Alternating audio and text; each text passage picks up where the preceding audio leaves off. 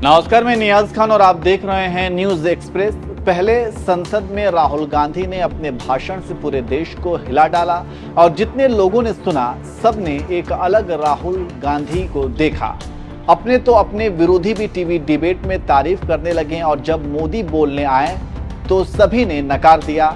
और यही भाषण जब यूट्यूब पर पहुंचा तो वहां पर भी राहुल गांधी ने नरेंद्र मोदी को पछाड़ दिया।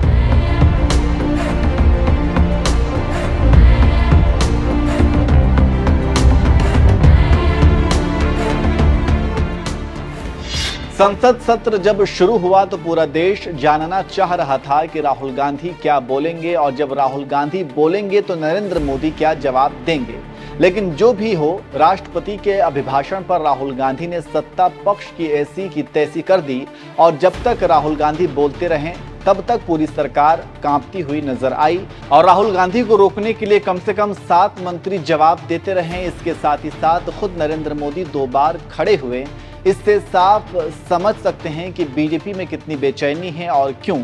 उसके बाद मोदी बोलने आए और खूब बोले, लेकिन लोगों ने नरेंद्र मोदी का भाषण सुनकर काफी निराश हुए और कहने लगे कि मोदी गांधी परिवार से अपनी खुन्नस निकाल रहे हैं और जनता विश्लेषक भी हैरान रहे कि अपनी बात करने के बजाय इंदिरा नेहरू को लेकर आए हैं और भाषण इतना लंबा था कि लोगों को रुकना मुश्किल हो रहा था। लोकसभा में राहुल गांधी ने संतुलित और धैर्य से हर मुद्दे को उठाते हुए 1 घंटा 10 मिनट बोले, जबकि राहुल गांधी का जवाब देने के लिए नरेंद्र मोदी को 2 घंटे 17 मिनट लगे। लेकिन अपने भाषण से मोदी प्रभाव नहीं छोड़ सके। इसके साथ ही साथ यूट्यूब पर राहुल गांधी को देखने के लिए लोग टूट पड़े, जबकि मोदी का भाषण यूट्यूब पर किसी ने भाव तक नहीं दिया और जो व्यूज आया है उसमें आसमान जमीन का फर्क आ गया।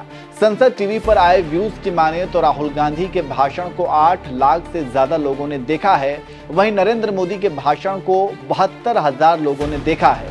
इसी को लेकर कांग्रेस ने एक ट्वीट किया और कमेंट में लिखा। इसके साथ ही साथ पत्रकार रणविजय ने सोशल मीडिया पर लिखा, नरेंद्र मोदी के यूट्यूब चैनल पर उनकी स्पीच को सिर्फ 1.3 लाख लोगों ने देखा है, जबकि राहुल गांधी के यूट्यूब चैनल पर उनकी स्पीच को 10 लाख पार लोग देख चुके हैं। तो आप समझ सकते हैं कि कैसे यूट्यूब को लेकर सोशल मीडिया पर चर्चा चल रही है और बीजेपी मोदी का मजाक उड़ाया जा रहा है। इसके साथ ही साथ मोदी के भाषण को लेकर कई बड़े पत्रकारों ने कहा है कि मोदी का भाषण असरदार नहीं रही। बीबीसी से बात करते हुए संजीव श्रीवास्तव ने कहा कि मोदी जी अभी भी पुराने अंदाज से बाहर नहीं निकले हैं और ये समझना होगा कि उनकी पार्टी के लोग जिसे पप्पू कहते थे वो अब बड़ा हो गया है। राहुल गांधी को अब कोई पप्पू और बच्चा नहीं मानता है। राहुल गांधी ने भारतीय राजनीति में अपनी जगह बना ली है। इस समय वो विपक्ष के नेता हैं। संजीव मानते हैं कि राहुल गांधी के भाषण में परिपक्वता है, क्योंकि कभी कभी कोई भी फिसल सकता है। इसके भी कई नुकसान हैं। जितना राहुल गांधी का आप मजाक उड़ाओगे उतना नुकसान करोगे और नरेंद्र मोदी 2 घंटे यही करते रहें, जिसका नतीजा ये रहा कि अब नरेंद्र मोदी के भाषण में धार नहीं रही और राहुल गांधी धार बढ़ती जा रही है।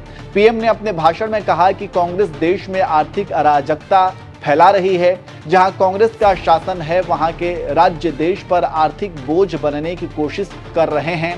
राहुल गांधी के जवाब देते हुए मोदी ने कहा कि देश ने बचकानी हरकतें देखी हैं। यहां बालक बुद्धि का विलाप चल रहा था।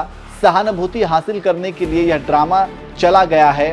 देश जानता है कि हजारों करोड़ों के हेर फेर मामले में जमानत पर बाहर हैं। संजीव श्रीवास्तव से पूछा गया कि मोदी का भाषण कैसा लगा तो उन्होंने कहा कि 2 घंटे का भाषण था।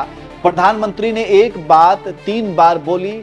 स्पीकर की तरफ देखकर बोले बड़ा आनंद आया, लेकिन पहले 1 घंटे के भाषण में कुछ नया नहीं था और वहीं घिसी पिटी बातें कहीं 2014 से पहले की कहानी थी। तो कुल मिलाकर 1 घंटे से ज्यादा समय तक उनका भाषण असरदार नहीं रहा। उसके बाद कुछ अच्छा बोले, लेकिन राहुल गांधी ने शुरुआत से अच्छा बोला और इसी वजह से लोगों ने ध्यान लगा के सुना और उसी का नतीजा है कि लोकसभा के साथ ही साथ यूट्यूब पर मोदी से आगे निकल गए हैं और इसी को लेकर कांग्रेस मजे ले रही है। तो इस तरह से कहा जा सकता है कि पहले भाषण में राहुल गांधी ने सत्ता पक्ष को धो डाला है।